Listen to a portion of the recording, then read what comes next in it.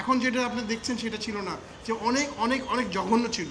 আমাকে 2017 4 December 4 December আমি যখন যাচ্ছিলাম এয়ারপোর্টে নিজে গাড়ি চালিয়ে আমার মেয়েকে আনার জন্য, সেখান থেকে আমাকে DGFI director general of forces intelligence, army, navy and air force মিলে যেটা কুখ্যাত আয়নাঘর কিংবা যেটা বলে টিএফআই, তাদের লোক আমাকে অস্ত্রের মুখে তা টেনে নিয়ে যায়। রাস্তায় অনেক ধস্তাধস্তি মারামারি হয়, কিন্তু ওদের সাথে আমি পেরে উঠি পারিনি, কারণ ওরা ছিল দুটো মাইক্রোবাসে 10-12 জন লোক, আমি ছিলাম একা এবং ওদের সবার হাতে অস্ত্র ছিল। আমাকে ধরে গিয়ে 14 মাস রাখা হয় টর্চার সেলে। আয়নাঘরের দুটো ভাগ আছে, যেটা আপনাকে আয়নাঘর এখন বলেন, মানে যেটাকে আমি জিআইসি বলি, দেখছে জয়েন্ট ইন্টারোগেশন সেল ডিজিএফআইয়ের কচুক্ষেতের পিছনে। আপনারা বাই দিস টাইম সবাই জানেন, এবং আমার দুর্ভাগ্য যে আমি দেখতে পাইনি, কিন্তু যেটা আমি দেখেছি টিভিতে, যে তার বোধহয় 40 ভাগ তার ডিস্ট্রয় করে দিয়েছে। আপনারা যদি আয়নাঘর কি আসলে জানতে চান, তাহলে বড় বড় যদি আপনাকে যে কি বলে কন্টেনার আছে না, লোহার কন্টেনার দেখেন জাহাজে যায়, ঠিক ওইরকম যদি আরও লম্বা করেন, অন্ধকার করে রাখেন, যে ওটা ভিতরে যা থাকে ঠিক আয়নাঘর তাই ছিল। এখন যেটা আপনি দেখছেন সেটা ছিল না, যে অনেক অনেক অনেক জঘন্য ছিল।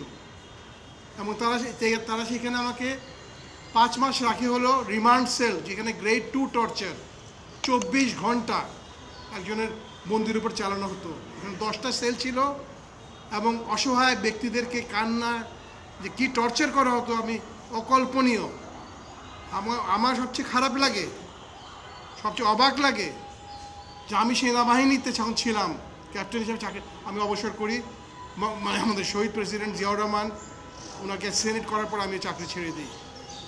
এবং তারা যে কর্মকর্তারা আমার সাথে চাকরি করেছে এবং বিদেশে দেশে, সেই ব্রিগেডিয়ার, সেই কর্নেল, তারাই অবসর নিয়ে আমাকে যে অমানসিক অত্যাচার করতো, যেটা কি মানুষ? এটা কি মানুষ না? আমি দায় করতে, অভিযোগ দিতে যে এদের যারা পারপিট্রেটর, যারা শেখ হাসিনা, জি আমি অভিযোগ দিয়েই আসছি। জি না, কার বিরুদ্ধে অভিযোগ দিয়েছি ওটা যদি আমাকে ট্রাইব্যুনাল বলতে, শেখ হাসিনা ছিল, তারেক জিয়ার রহমান ছিল, তারেক সিদ্দিক ছিল, আর্মি চিফ ছিল, নাম যদি আমি জানি না, ট্রাইব্যুনাল যদি আমাকে বলতে বলবো, আমি সেটা যদি ট্রাইব্যুনাল আমাকে বলতে আমি সেটা বলবো। সংখ্যাটা মনে নেই আমার, এই ট্রাইব্যুনাল জানবে। ট্রাইব্যুনালটা আমি নামগুলো আমি সংখ্যাটা দেবো না। শেখ হাসিনা অ্যান্ড আর টিম 2019 16 এপ্রিল 2019 মার্চ। আমাকে নিয়েছিল কেন? আমি ভারত বিরোধী ছিলাম, এবং আমি হাসিনার যত কুকীর্তি, গুম, খুন, যে এক্সট্রা জুডিশিয়াল কিলিং, তারপরে যে সিক্রেট চুক্তিগুলো করা হতো, কারণ আমি মনে রাখেন আমি কিন্তু ডিপ্লোম্যাট, আমি জানতাম তারা কী করছে, এবং আমি সেগুলো লিখতাম। তারা আমাকে অনেক ওয়ার্নিং দিয়েছে, লেখা বন্ধ করো। আমি বলছি না, আমার কলম আপনারা বন্ধ করতে পারবেন না, সেই জন্য আমি লিখতাম। সেই লেখার জন্য আমাকে তারা নিয়ে, তারা বলেছে এখন দেখি আপনাদের কলমের জোর বেশি না আমাদের অস্ত্রের জোর বেশি। আমি চাই সৎ বিচার। আমি তো শুধু আমি না, আমার মতো হাজারো লোক ছিল।